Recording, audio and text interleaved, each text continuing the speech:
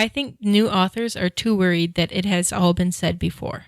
Sure it has, but not by you. Asha Dornfest. You're listening to Writing Roots, brought to you by Aspen House Publishing. Welcome to Writing Roots. I'm Leigh Hull. And I'm Leigh Esses. And our question of the day is it all in my head? Yes. It sure is. That's where stories come from. So part of this question is trying to figure out what you're writing, how you're writing it, your process, and if it's okay to write cliches, or if you should avoid them. So how do I avoid being cliche in my writing? Don't worry about it. Pretty much like the opener said, it's those who think about being cliche and those who worry about being cliche, those tend to be the ones who are cliche. If you're a storyteller, tell your story. We've said this before. There are only so many plot lines out there in the world, but how you tell it is different from how your favorite author tells it, which is different from how their favorite author tells it, which is different from the way Homer told it. And it's the same idea of the hero's journey or whatever it is, but it's a new story every time. And nobody can write it like you can. If you're comparing yourself to everybody else, then you're wondering if you're writing it like somebody else, and then all of those questions go, and you end up stopping yourself from writing. If you are just writing to entertain yourself, writing selfishly, then nobody else can write it like you can. Like the opener said, it has all been said before, but not by you. Nobody can tell it like you can. We talked before in an earlier episode talking about secondary and tertiary characters, where cliches are actually a very good thing. Tropes are a good thing because they're guideposts for your reader to kind of know what's coming. Readers love to be able to think about what's coming before it actually happens. Yes, you want surprises. Yes, you want twists. But it makes it easier to process when things fall in with what the reader's expecting. And it's really useful to make sure the readers are focusing on what you want them to be focusing on. The cliche is something that's out of focus. It's not the important part. We're going to be talking a little bit more about tropes a little bit later. So if you have more questions about tropes, what is a Mary Sue, then that will be our first episode in the trope series, which will be in a couple of months. But just remember, don't avoid being cliche. Embrace it and know that your story is going to be unique because it's your story. Another question that we run into a lot is people worrying a little bit too much about writing in a popular genre. What books are popular right now? Should I be writing in that? And in the same vein, people are asking what's going to be popular next. What should I be writing now so that I can catch that wave of popularity? There are two answers to that. And of course, writing selfishly is the most important part. But what books are popular right now? And what books are popular soon? It can be predicted to some extent. We'll talk about the genre cycle in a second. But it's always also a surprise. It's a gamble. Nobody realized how big pirates would be until Pirates of the Caribbean came out. And then there were like 3,000 other smaller movies and TV shows that mimicked pirates. It rode that wave. Same thing with fantasy and Lord of the Rings. And it kind of pains me to say this, but the genre of vampires has also gone through a similar thing. You had Anne Rice's book get made into a movie in the early 90s. You had Buffy the Vampire Slayer come out around the same time, and that evolved over time into this huge surge of love of vampires and werewolves and that urban fantasy genre that is just starting to die down. So I mentioned earlier there's a little bit of a way to predict what's going to happen. And that is the genre cycle. You can write a whole thesis on this, have fun. But there are four main steps in the genre cycle. The first one is the primitive. So the very first spark that lights this fad that'll go on for about 15, 20 years. To use a semi-modern example, the Tobey Maguire Spider-Man movies were kind of the primitive step in the superhero genre. Yeah. And it spawned this massive superhero cinematic universe that we all know and love. The next phase in that is a little bit retro, and that's the classic phase.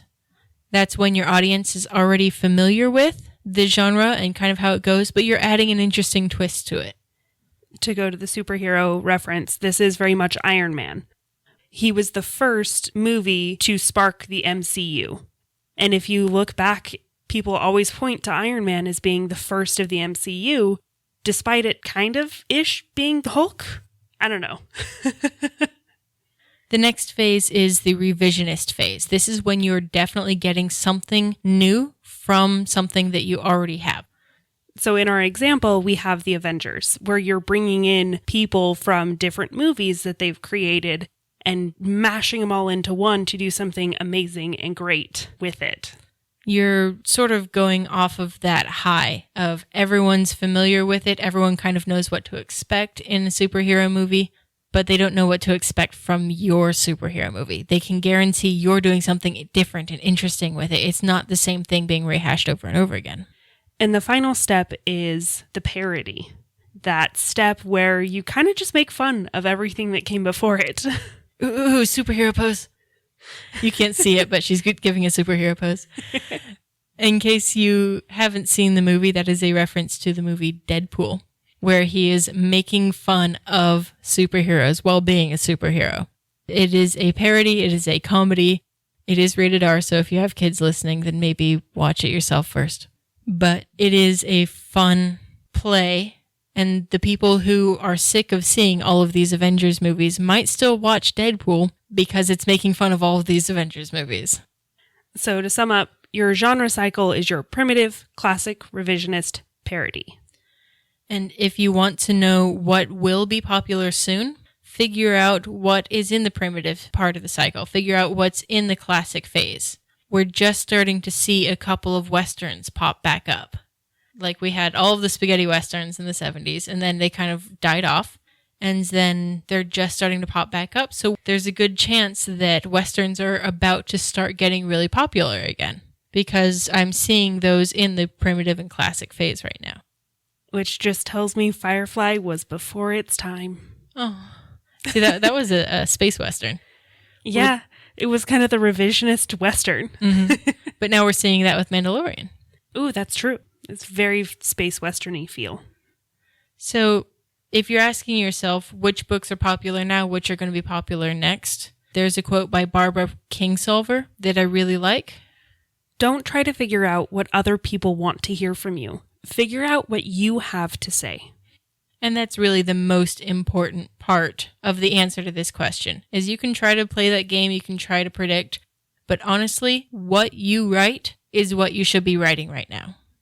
You can think about what genres are going to be popular. You can think about what you could write to get in on that popularity wave. But if you don't like that genre, if you don't feel passionate about it, your book's just not going to be as good. So you might as well write what you want to write. So let's go ahead and move on to our next question. How do you go about writing a flashback?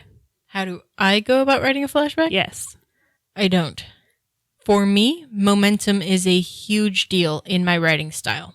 And I want things to be moving forward constantly. If I'm flashing back, then I'm slowing things down. Flashbacks are a very difficult thing because if it's something that they need to know, you're probably better off introducing it in a different way. However, just like any suggestion, any advice, there are times when it can be done and it can be done well. If your character has PTSD, and they're literally experiencing that flashback in that moment, then maybe, but that's the only time that comes to mind right now. I'm going to share an example from Brandon Sanderson's Stormlight Archive series. You guys get to hear about it a lot. I apologize. Again, don't apologize. For like the 50th time. So in the Stormlight Archive series, in the first book, Way of Kings, throughout the book we see flashbacks from the main character, Kaladin. And it's not always a flashback in the moment, but it is a look at his past. It's used as a tool to help explain something like a response to a situation he's currently in. But it doesn't slow the momentum because there's interesting things happening there that are relevant to the rest of the story. So if you as an author want permission to use a flashback, you are obligated to read this book first, and then you're allowed to do it. I think one reason why he does it so well is because it's a common theme throughout this series. And things that were hinted at in the first book are finally explained in full during the second one when we're seeing these flashbacks. Another question we get along the same vein is, how do I go about writing a prologue? I'd say the answer is pretty close to the first one. Don't. I somewhat disagree with this, though. If it's done right, it has to be done right. If you're using the prologue only as a first chapter, then just make it your first chapter.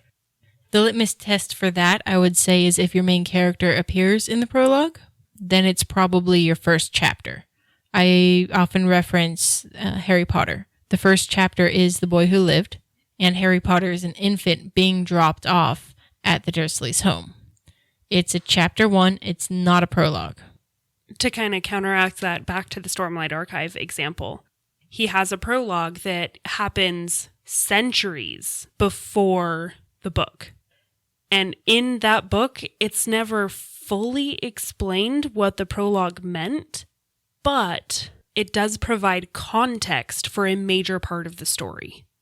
So if you want to write flashbacks, if you want to write a prologue, really consider why. Because 90% of the time, it's not actually going to be needed. Yeah, definitely proceed with caution. As with any of these topics, you have to ask yourself, does this move the story forward? And of course, when you're asking yourself these questions, it's during your self-editing process, not during the writing phase. So it's kind of a sum up. Is it all in your head? Yes, but that's where it matters. That's where your story is. Just write what you want to write. Do what you want to do. This is your hobby. This is what you like to do. So just do it. Yeah, don't worry about the rest of the world and their opinions about it when you're writing. Don't worry if it's cliche. Don't worry about if you're writing in the wrong genre because this might sell better. Really? Just write selfishly. If you have a question or comment for our hosts or a topic you'd like us to cover, send us an email at writingroots@aspenhousepublishing.com or find us on Facebook by searching for Aspen House Publishing.